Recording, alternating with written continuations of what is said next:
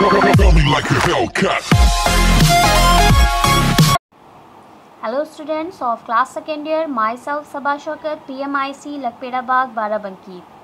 बच्चों, इससे पहले की वीडियो में हम लोग डेवलपमेंट ऑफ एंडोस्पर्म यानी कि भ्रूणपोष के बनने के बारे में देख चुके हैं।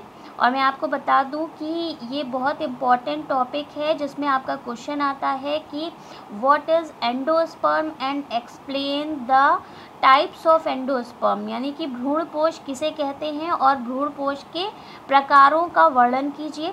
तो भ्रूणपोष किसे कहते हैं वो आप डबल फर्टिलाइजेशन यानी कि द्विनिषेचन में देख चुके हैं।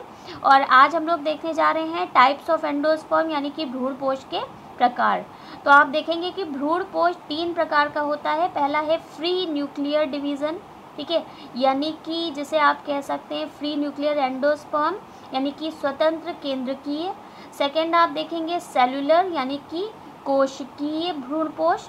और थर्ड आप देखेंगे हेलोबियल यानी कि जिसे आप कहते हैं हेलोबियल भ्रूणपोष या हेलोबियल एंडोस्पर्म। तो आप देखेंगे पहला फ्री न्यूक्लियर एंडोस्पर्म क्या है, जिसमें आपको डेफिनेशन लिखनी होगी और उसके नीचे उसका डायग्राम देना होगा। तो फ्री न्यूक्लियर डिवीज़न क्या होता है, जैसे कि आप देख रहे हैं कि इसमें जो भ्रूणपोष का केंद्रक होता है, ये केंद्रक क्या होता है 2 भागों में विभक्त हो जाता है। और 2 भागों में विभक्त होने के बाद इन केंद्रक के चारों तरफ थोड़ा थोड़ा साइटोप्लाज्म या कोशाद्रव्य इकट्ठा हो जाता है और उसके बाद इनके चारों तरफ जो कोशाभित्ति का निर्माण हो जाता है, ठीक है।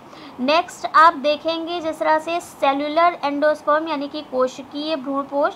इसमें क्या होता है, इसमें आपने जैसा कि फ्री न्यूक्लियर में देखा पहले केंद्रक में विभाजन होता है, उसके बाद जब इकट्ठा हो जाती हैं तब उसके बाद उनमें कोशाभित्ति बाहर निर्माण होता है उसका। और सेलुलर में क्या होता है कि जैसे ही एक केंद्रक 2 भागों में विभाजित होता है उसके चारों तरफ कोशाभित्ति का निर्माण हो जाता है, ठीक है।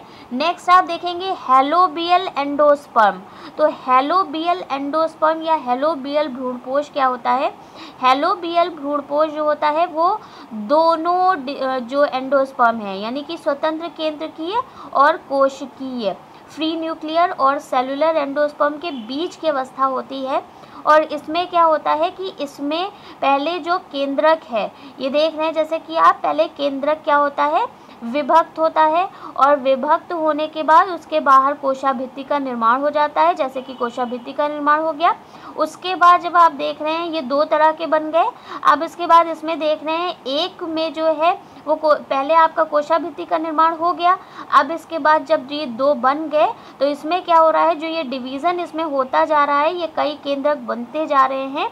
इनमें कैसा होता है स्वतंत्र केंद्र की विकास होता है। पहले ये बहुत सारे केंद्रक बन जाएंगे, उसके बाद इनमें क्या होगा कोशाभित्ति का निर्माण होगा। तो इस तरह से आपने पढ़ा आज ये कि 3 प्रकार के भ्रूणपोष पाए जा रहे होते हैं, स्वतंत्र केंद्रकीय, कोशिकीय और हेलोबियल। इसके अलावा मैं आपको ये बता दूं कि जहाँ पे आप ये एक देख रहे हैं माइक्रोपाइलर एंड और एक ये चलाजल एंड। तो ये क्या चीज़ें होती हैं मैं आपको बता दूं। जैसे कि मैं आपको इससे पहले के इसमें बता चुकी हूँ, एक एम्ब्रियो सैक यानी कि भ्रूणपोष का स्ट्रक्चर बता चुकी हूँ और एक मैच्योर ओव्यूल का स्ट्रक्चर मैंने बताया, परिपक्व अंडाणु का बताया। तो जहाँ पर परिपक्व अंडाणु में एग सेल पाई जा रही होती है, ठीक है, जहाँ पे एग सेल पाई जा रही होती है उस एग सेल यानी कि अंडकोशा से बाहर की तरफ कुछ इंटेगमेंट यानी कि टिश्यू निकलते हैं जो कि क्या करते हैं उसको उसकी रक्षा करने का कार्य करते हैं। तो जब जहाँ से टिश्यू निकलते हैं वहाँ पे एक छोटा सा छेद बन जाता है जिसे हम कहते हैं माइक्रोपाइल, ठीक है, और उसी एंड को, उसी छोर को कहते हैं माइक्रोपाइलर एंड। और उसके बाद उसके जस्ट अपोजिट यानी कि उसके जस्ट सीध में आगे की तरफ जो छोर पाया जाता है, जो एंड पाया जाता है, उसे हम कहते हैं चलाजल एंड, ठीक है। तो ये मैंने आपको आज बता दिया एंडोस्पर्म के बारे में। इसके बाद नेक्स्ट हम लोग जो पढ़ेंगे वो इसमें हमें बहुत सी चीज़ें पढ़नी है। टाइप्स ऑफ ओव्यूल यानी कि अंडाणु के अंडाशय के जो हमारा परिपक्व अंडाशय बनता है उसके हम लोग प्रकार के बारे में भी पढ़ेंगे।